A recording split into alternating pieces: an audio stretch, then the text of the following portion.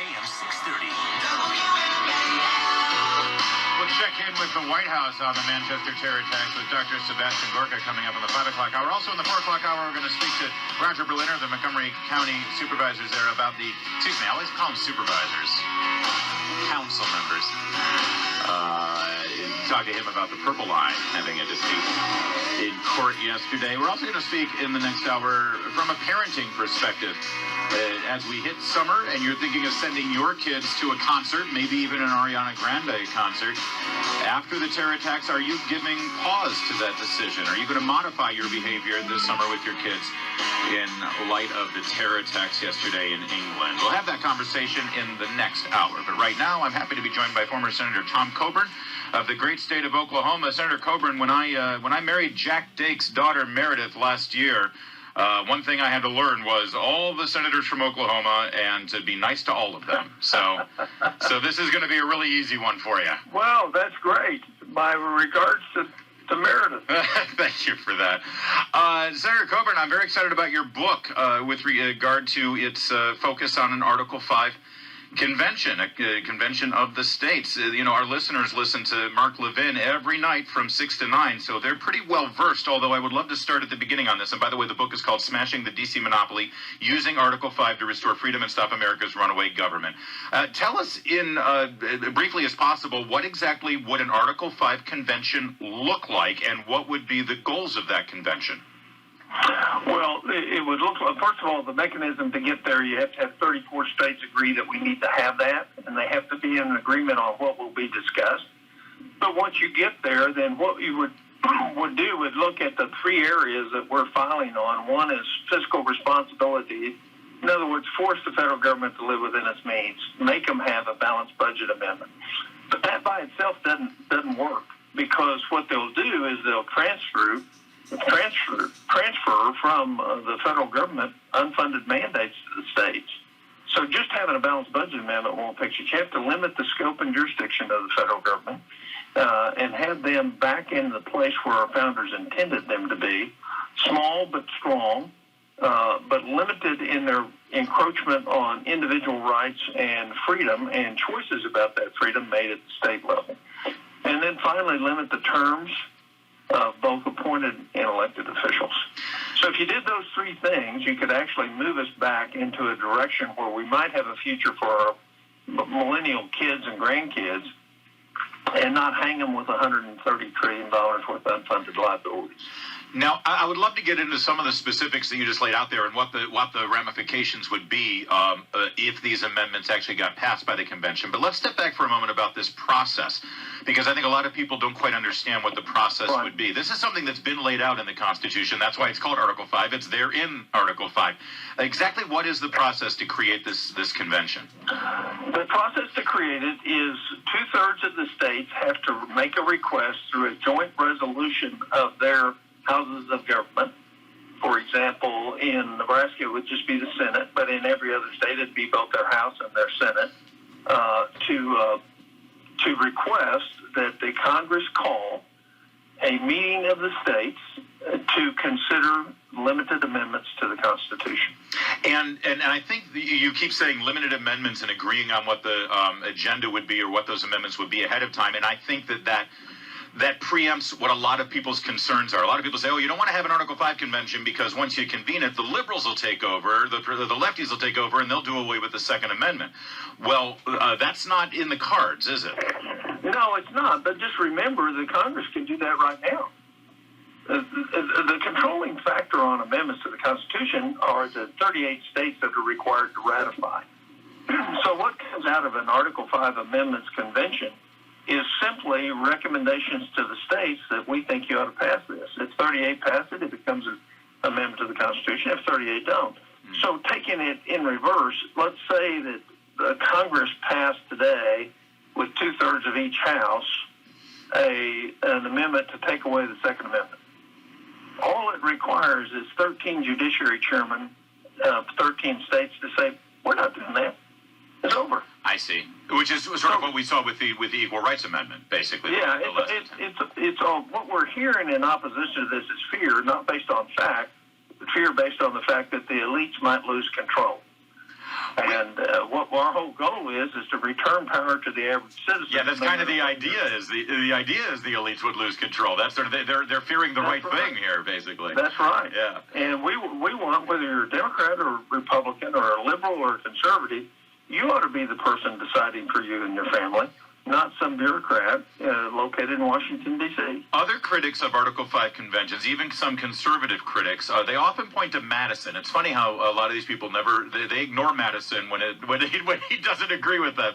But they claim in the Federalist Papers, or maybe at the Constitutional Convention, Madison was not real happy about the idea of an Article 5 convention. Oh, that's not true at all. Okay. Actually, in his notes, he noted that this was the only thing that they considered as far as the states being able to offer amendments that wasn't vigorously argued. It was unanimous that the states ought to have. And the reason they said that is because they knew no place in history where a central government voluntarily ceded its power back to its citizens. So that it isn't true that Madison was in opposition to it. He was too busy taking notes, and he concurred with it. And one of the other arguments they have is, since it's never been done before, there's no precedent, there's no format, there's no way to know exactly how to go about doing this, because the Article 5 is a little bit vague in terms of the what would constitute a quorum, what would the process be. Has that been thought through? Yeah, it has. And actually, last year we did a mock convention where we had at least 2 representatives from every state come to Williamsburg and go through this process. And it's not hard. They'll use the rules of legislatures. Anything that's outside the scope will get knocked down on a point of order. And so it's not a hard thing to do. Matter of fact, the Bill of Rights came about because Madison and Jay were starting to get ready to call a convention of states to have the Bill of Rights considered. And Congress responded by passing it before they could get the votes to have it. Prior to our Constitution, almost every state and regional areas throughout our young country used conventions with which to change things.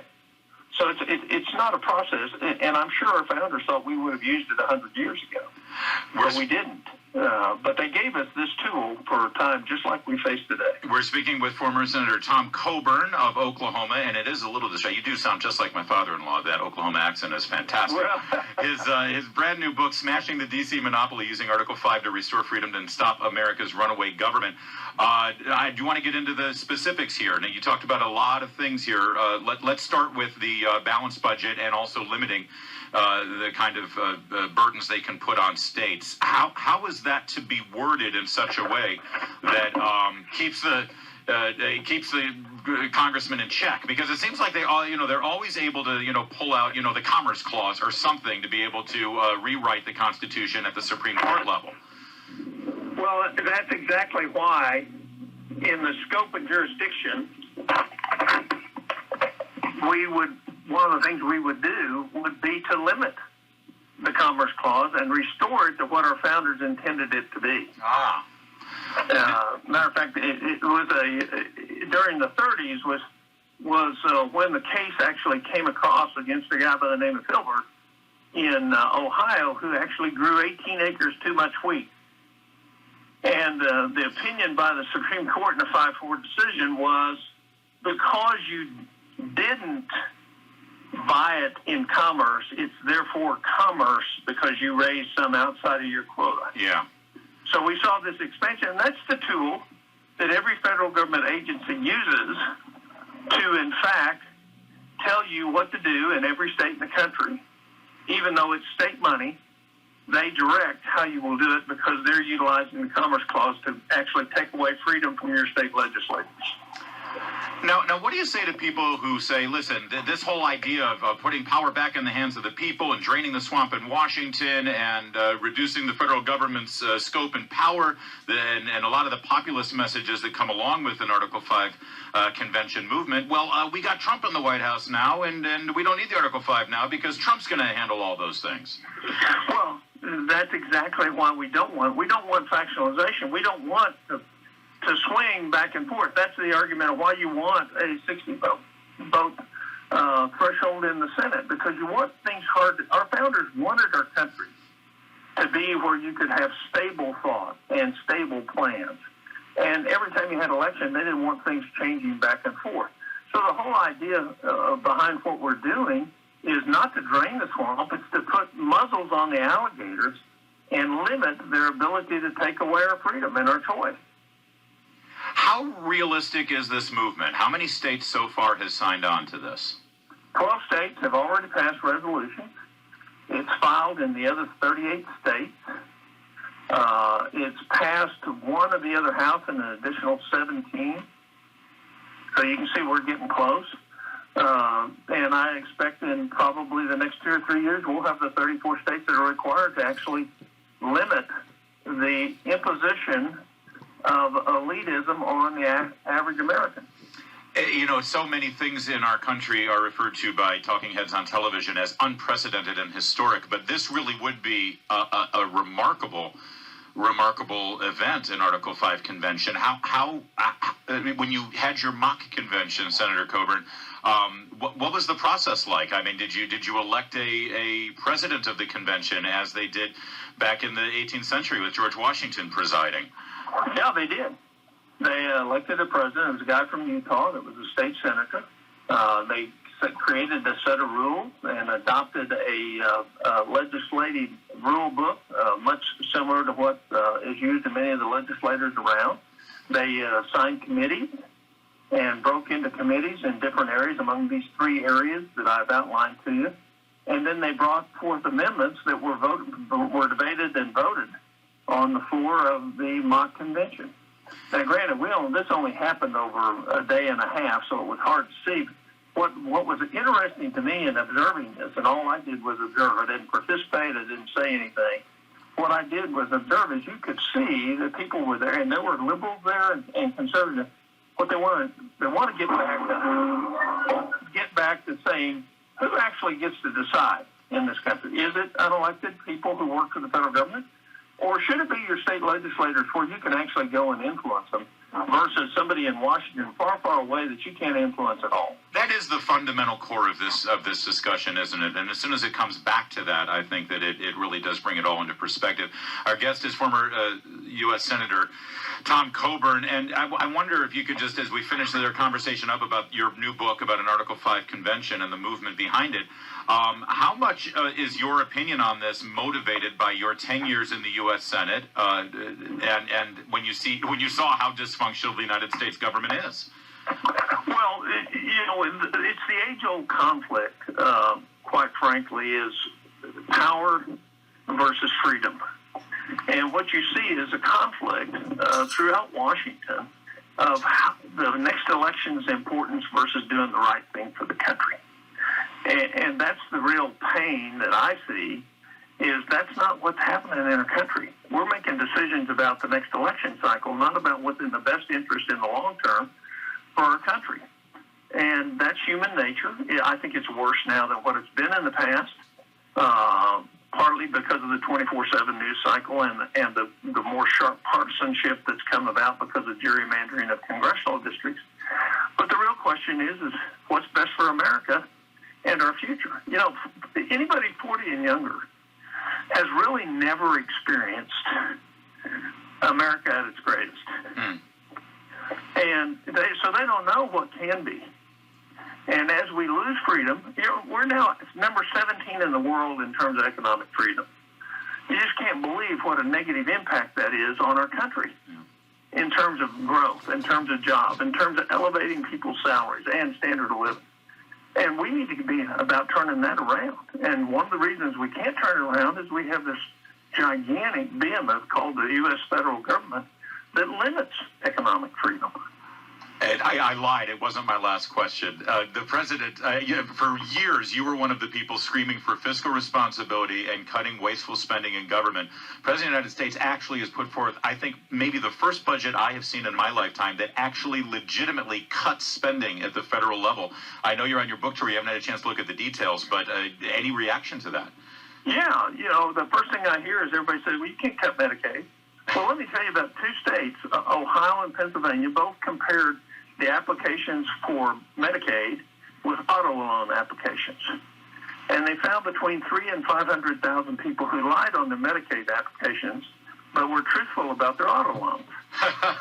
so that's just 2 states, and that's 500,000 people. So what we've done is we've created dependency, what our founders would have never tolerated, and now people cheat. And so if, in fact, you want to solve the problem and give your children a gift, let's make sure people aren't cheating. Let's make sure we have programs that help people but don't create dependency, and teach them about earned success, which will lead to happiness. Former Senator Tom Coburn, always good to speak with you, sir. Thank you for joining us. And again, the book is Smashing the D.C. Monopoly Using Article 5 to Restore Freedom and Stop America's Runaway Government. I'm guessing our colleague here on WMAL, Mark Levin, is pretty excited about this book. Yeah, he is. He's actually written something on the cover of the front of the book. And if you want to learn more about Convention of States, go to conventionofstates.com. Perfect. Thank you, sir.